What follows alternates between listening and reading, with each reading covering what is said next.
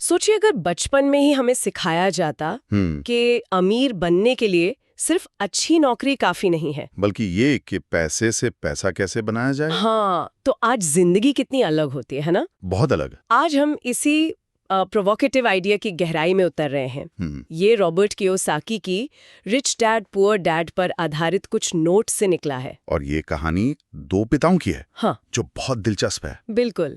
एक है poor dad जो बहुत पढ़े लिखे थे, और दूसरे थे रिच डैड, हाँ, जो स्कूल ड्रॉप आउट थे, पर उनकी पैसे को लेकर सोच मतलब जमीन आसमान का फर्क था।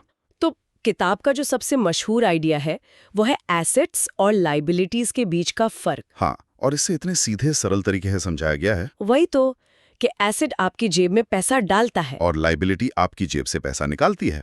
बस। सुनने में तो बहुत ही आसान लगता है ये। बिल्कुल, पर इसका असर बहुत गहरा है।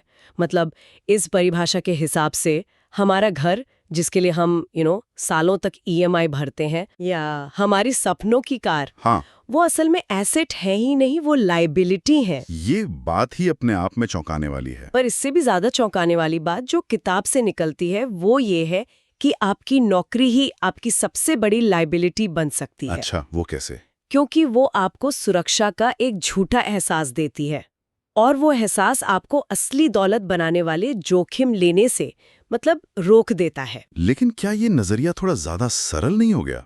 मेरा मतलब है, आज की दुनिया में एक स्थिर नौकरी की, शिक्षा की अपनी एक जगह तो है। ये एक बहुत जरूरी सवाल है। देखिए, किताब नौकरी करने को गलत नहीं कहती। अच्छा, वो उस पर पूरी तरह निर्भर हो जाने को एक जाल बताती है। हाँ। ये मानसिकता का बदलाव ही सबसे बड़ा कदम है। मतलब माइंडसेट शिफ्ट। हाँ, रिच डैड का फलसफा यह है कि डर और आत्मसंदेह पर काबू पाना पड़ता है। यही चीजें हमें बड़े वित्तीय फैसले लेने से रोकती हैं। और नौकरी की सुरक्षा हमें उसी डर के दायरे में कैद रखती है। बिल्कुल। तो अगर नौकरी के इस जाल से बाहर निकलना है, तो फिर रास्ता क्या है? ये सिर्फ सोच बदलने से तो नहीं होगा। नहीं, यहीं पर कियोसाकी का कैश फ्लो क्वाड्रेंट का आइडिया आता है। हाँ, वो ESBI वाला। सही। वो कहते हैं कि दुनिया में लोग 4 तरीकों से पैसा कमाते हैं।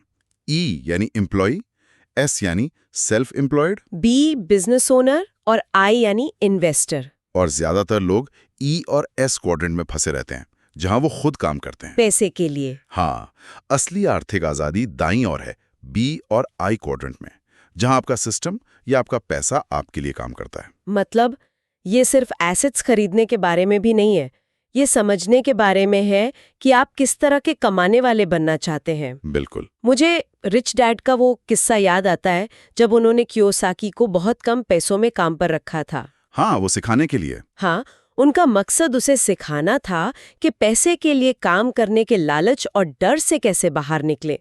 ये थ्योरी नहीं थी, ये प्रैक्टिकल सबक था। बिल्कुल सही। और यही सबक हमें वित्तीय साक्षरता या फाइनेंशियल लिटरेसी की अहमियत बताता है, जो स्कूलों में नहीं सिखाई जाती। कहीं नहीं। नोट्स इस बात पर जोर देते हैं कि हमें किताबी ज्ञान तो मिलता है, पर अकाउंटिंग, इन्वेस्टिंग, बाजार को समझना, और सबसे जरूरी बेचने की कला, सेल्स, हाँ, ये सब नहीं सिखाया जाता।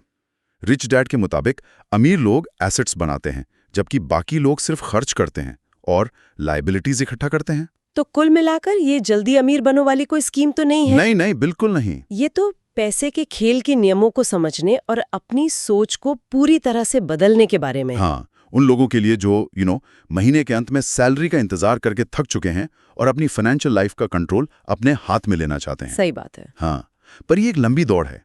ये विश्लेषण सोचने पर मजबूर करता है। सच में, अगर फाइनेंशियल लिटरेसी इतनी शक्तिशाली है और हमारे एजुकेशन सिस्टम से पूरी तरह गायब है, तो ये एक बहुत बड़ा सवाल खड़ा करता है। हाँ, कि क्या हमारा एजुकेशन सिस्टम हमें एक अच्छा कर्मचारी बनाने के लिए तो तैयार करता है, पर अनजाने में हमें आर्थिक आजादी से दूर रखता है।